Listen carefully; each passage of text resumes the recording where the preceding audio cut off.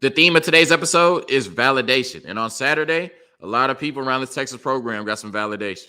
You are Locked On Longhorns, your daily podcast on the Texas Longhorns. Part of the Locked On Podcast Network, your team every day.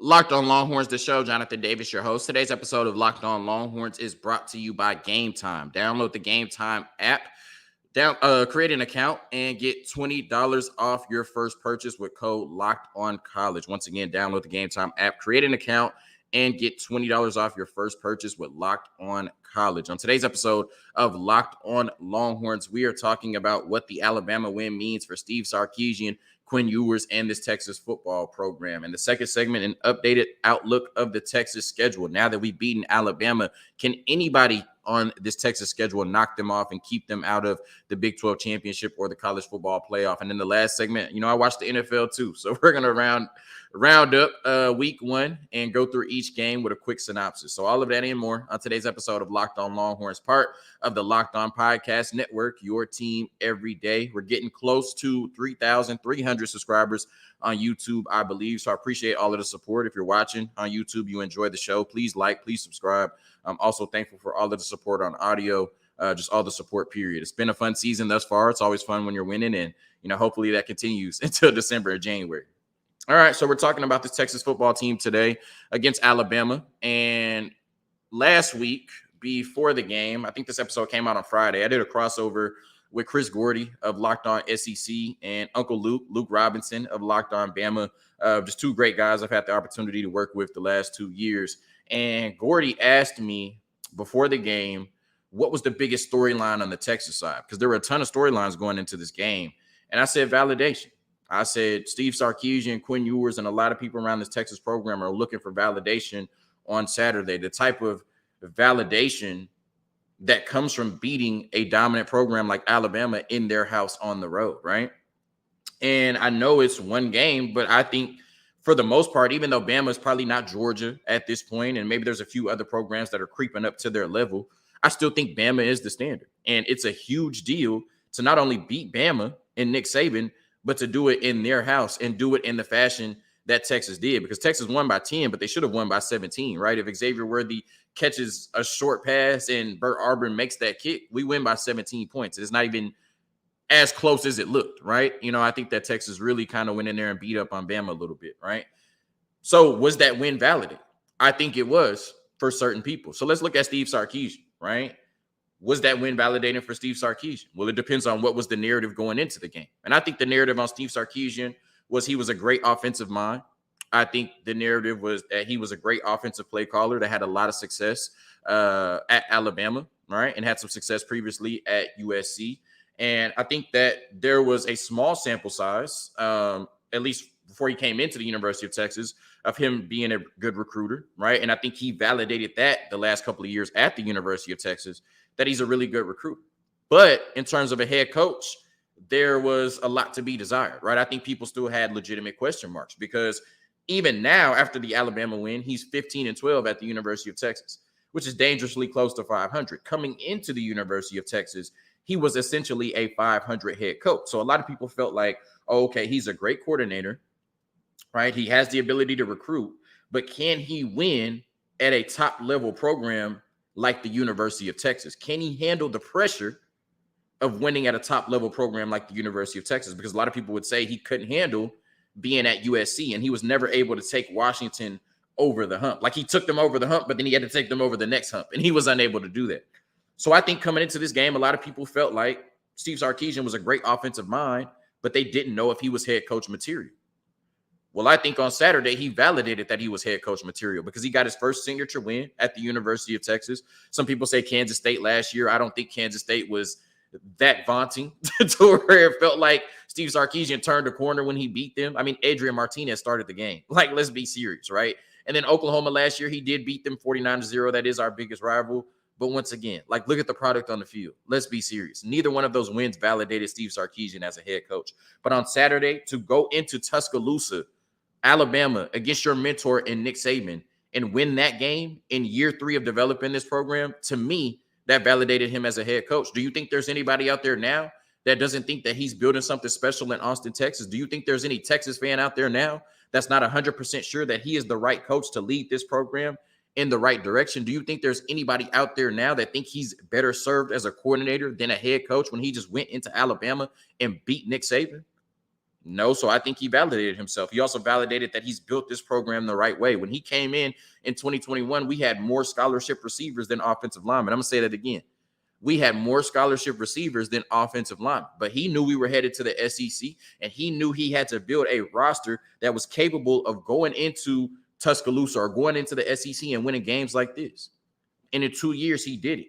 And they looked more equipped to win this game roster-wise, depth-wise, than the program he learned from in Alabama and the coach he learned from in Nick Saban. It was almost as if Texas outclassed Alabama on Saturday, right? So I think the narrative about Steve Sarkisian changed just after this one game because I think Bama still is the standard. And now there's no doubt in really anybody's mind that Sark is the right coach to lead this Texas program into the future. Was this game validating for Quinn Ewers? Well, what was the narrative on Quinn Ewers going into the game? I think everybody recognized how talented he was and knew why he was ranked so highly coming out of South Lake Carroll. The problem was people felt like he hadn't lived up to that up until this point, right?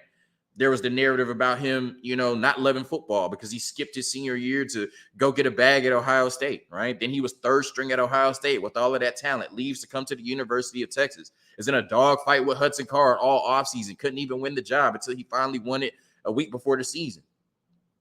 Then he goes out and completes 58% of his passes and just does not look great, right? Obviously not living up to being one of the highest graded recruits of all time.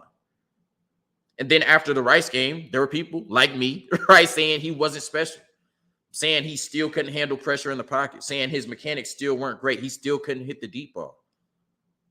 People were saying he was overrated. People were saying he didn't deserve to be one of the highest graded recruits ever. There were people going into the Alabama game saying that Malik Murphy should start, or at the first sign of Quinn messing up, Malik Murphy should be put in the game. That was the narrative on Quinn Ewers going into the Alabama game. There were people that still thought that Malik Murphy was better than Quinn Ewers with really nothing to show for it, right? You know what I mean? Like, that was the narrative on Quinn Ewers. And he went on there on Saturday and had a legendary moment. He went into Tuscaloosa in one of the toughest environments to play in front of 100,000 people. And he beat up on Alabama bad and had his legendary moment. And obviously, you would hope that he can, continue to build off that for the rest of the year and be special against every team we play, right? And you would hope that when he gets to the NFL, he's going to be a great quarterback, and that'll be his narrative. That'll be his story. But I know Johnny Manziel won the Heisman, but what are we still talking about a decade later? Oh, he beat Alabama because Bama is still the standard. So like I said, all of those question marks about Quinn Ewers going into the game, whether he was all hype and all talent or actually he could produce on the field, whether he was the right quarterback for the University of Texas, whether he should be benched at the first sign of struggle. Like I said, I don't think there's anybody that thinks that Quinn Ewers is not the right quarterback for this program moving forward right now. And I think that game on Saturday squarely put Quinn Ewers into the first round of the NFL draft conversation. And that game on Saturday squarely put Quinn Ewers into the Heisman conversation. When just on Friday, there were people that thought he shouldn't even be the starting quarterback at the University of Texas. So I would have to say that Saturday and that performance, 360 total yards and 3 touchdowns against the Alabama Crimson Tide en route to a convincing victory, was very validating for Quinn Ewers.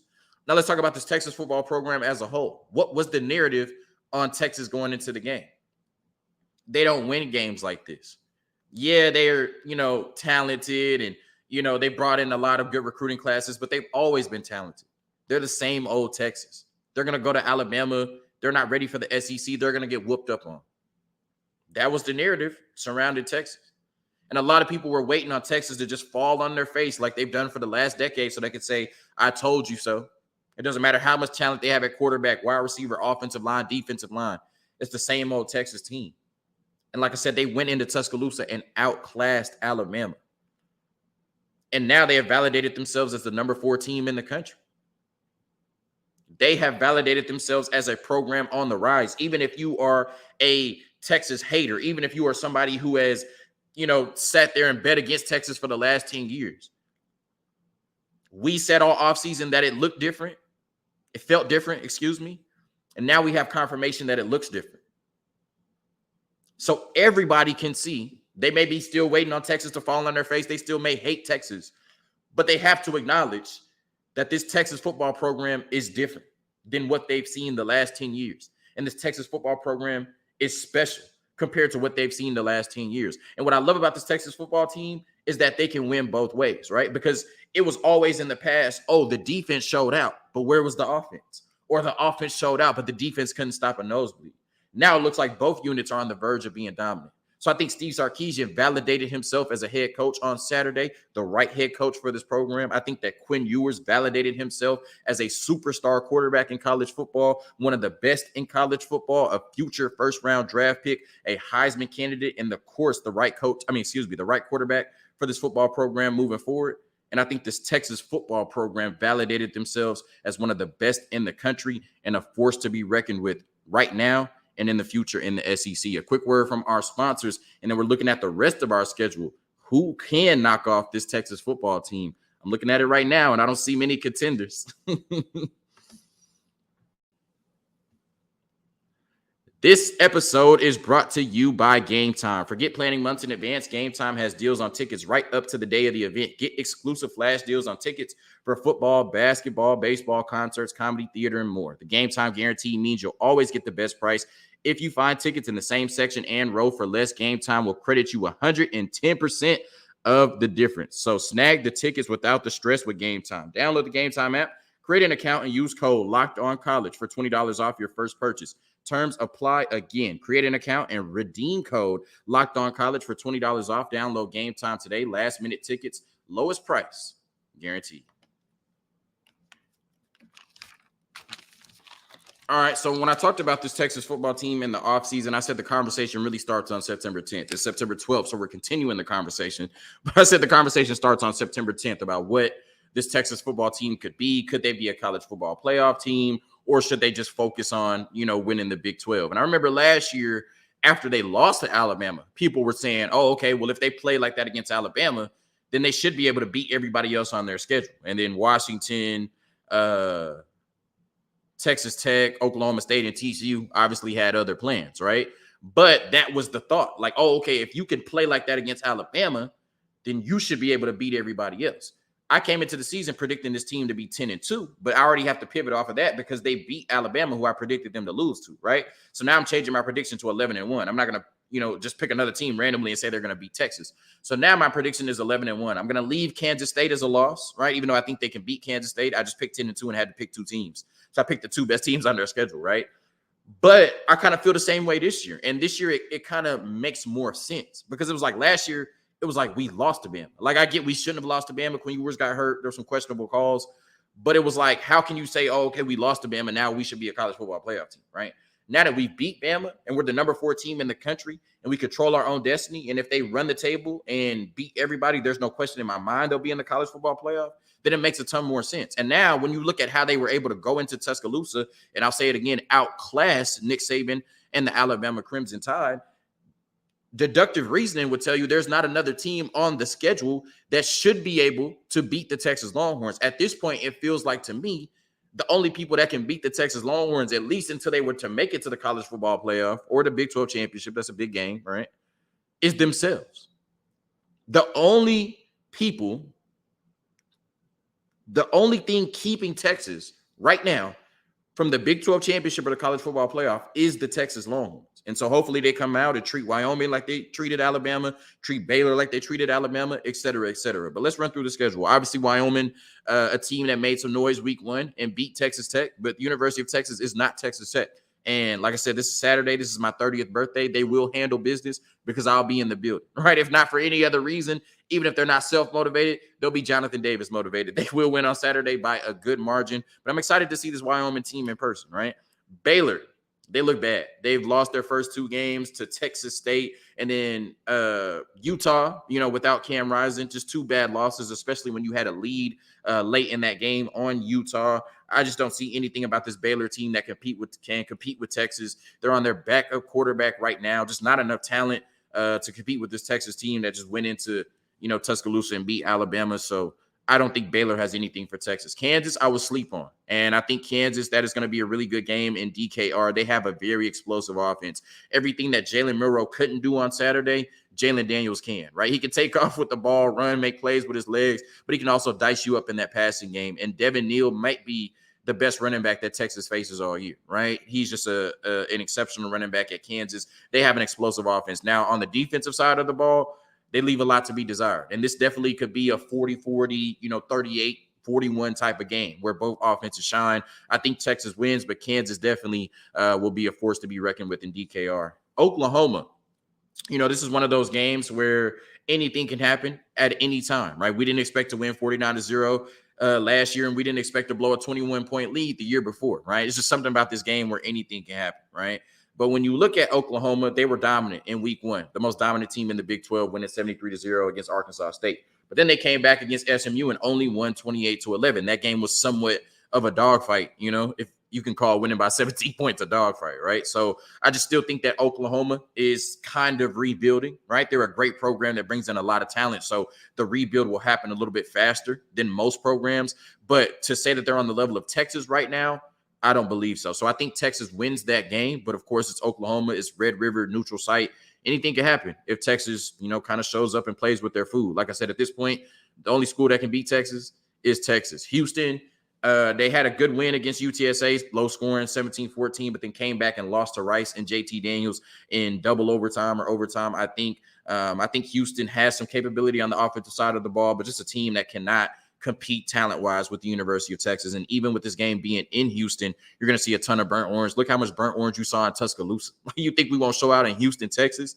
I think Texas beats Houston pretty easily. BYU, Steve Sarkisian's alma mater. Kyle Umlang is clearly smarter than me. He's won 2 bets 2 years in a row against me. He picked BYU to beat Texas, but from what I've seen from them in the first 2 weeks, only scoring 14 points against Sam Houston State. I just don't think they have enough firepower to beat this Texas football team. And we saw how Steve Sarkisian came out against Washington when he cussed out that stadium worker. I imagine he's going to cuss out somebody again. Before we play BYU, he's going to be hyped up. I think they win that game. Obviously, before the season, I picked Kansas State to beat Texas. Like I said 10-2. I had to find the 2 somewhere. I don't think Kansas State is better than Texas. I think if Texas lost to Kansas State at home, it would be a disappointment considering we have not lost to them since 2017. But like I said, I put it on wax, said they're going to lose to Kansas State. And if they were to lose to somebody on this schedule, Kansas State would be the most likely option. But, like I said, they should beat Kansas State. I would be disappointed if they didn't. TCU, I know they lost to Colorado, but this is still a very good football team. Now, Chandler Morris is very inconsistent. He scares me. I mean, not as a Texas fan, he does it. But when I'm watching TCU, right, because I root for TCU. But when I'm watching TCU, I'm like, I never know what I'm going to get, right, from Chandler Morris. And it, kind of shows how much of a stabilizer Max Duggan was last year and how that Cinderella run they go on probably doesn't happen if Chandler Morris doesn't get hurt, right? That's just the craziness of sports. But I think their defense is really good. I think their defense will give us some trouble like they did last year. I think we have better weapons to combat that now. But I still think our defense will give us trouble at times. And I think their defense will give us trouble at times, And I think they have a really good offense. Now, I think that Chandler Morris is too inconsistent to beat a team like Texas. And our defense can certainly force him into some turnovers. But that's Sonny Dykes. They're going to score some points. So I think that'll be a tough game against TCU, but Texas should come out on top. At Iowa State on the road probably would be a tough environment. That's a team, a defense that usually gives Sark trouble. But like I said, they're just missing so many players. That's a program that was on the rise. And then before they could get to the top, started declining. And that's what you see. They scored 13 points against Iowa. Texas, even in a tough environment, even in maybe some inclement weather, should beat up on Iowa State pretty bad. And then Texas Tech, they started off 0-2. They were always going to lose to Oregon, so I can't put that against them. But you had to get that win against Wyoming, right, to at least go 2-1 in the non-conference and then go into conference play with some momentum. That is not going to happen because you lost to Wyoming and then blew an 11-point lead against Oregon late in that game and ended it with a pick 6. So they just got Micah Hudson to, commit. That's their momentum right now is they got their first 5-star recruit in program history. But in terms of on the field, Texas Tech does not look great. So I'm going to stick with my prediction and say that Texas will go, 9-1 for the remainder of their regular season schedule. I picked them to lose to Kansas State before the season, so I'm sticking with that, even though I think they're better than Kansas State. And if they lost that game, I would cry. A quick word from our sponsors.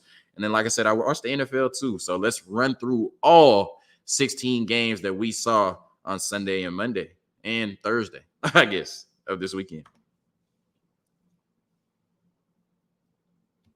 This episode is brought to you by FanDuel Sportsbook. Get ready for the NFL season with incredible offers from FanDuel, America's #1 sportsbook. Right now, new customers can bet $5 and get $200 in bonus bets guaranteed. Plus, all customers who bet $5 will get $100 off NFL Sunday Ticket from YouTube and YouTube TV. So now is the best time to join FanDuel. The app is easy to use, and you can bet on everything from spreads to player props and more. So visit FanDuel.com/lockedon and kick off the NFL season with an offer you won't want to miss. FanDuel, the official partner of the National Football League.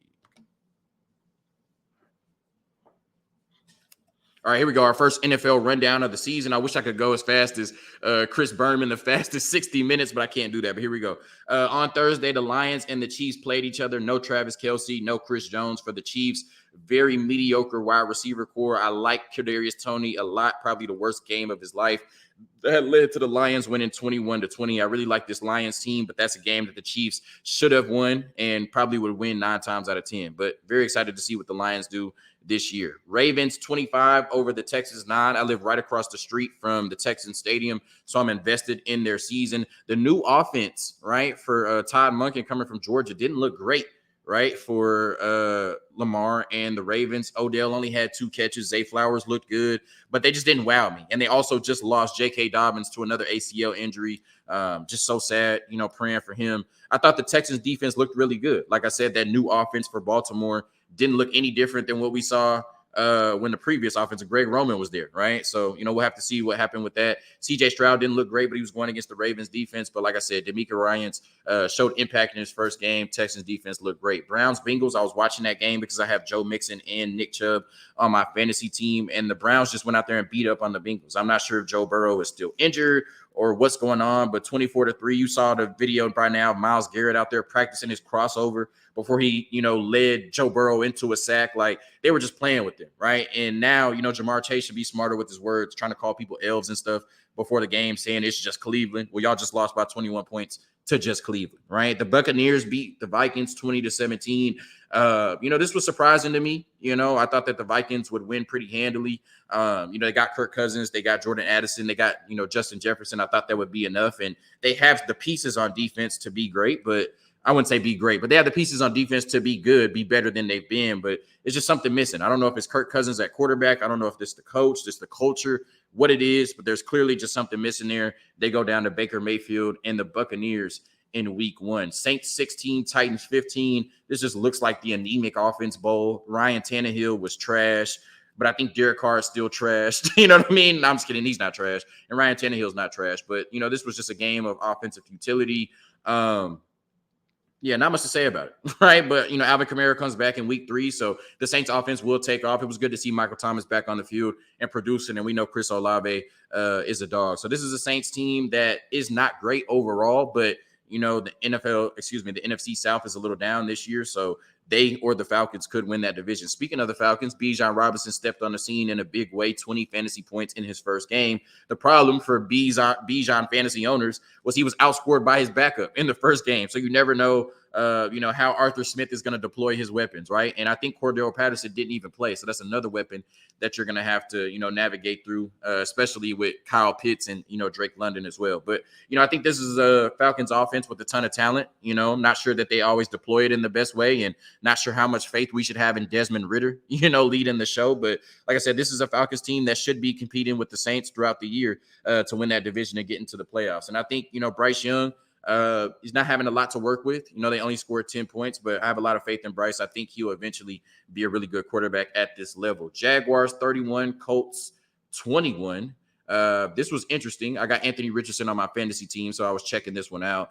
First game back after the long suspension for Calvin Ridley, so a lot of people were invested in this game as well. Colts were up 21-17 in the fourth quarter. Jaguars scored 14 unanswered. So, That's how it goes when you're the better team, right? Sometimes you can just luck into a victory or back into a victory like that.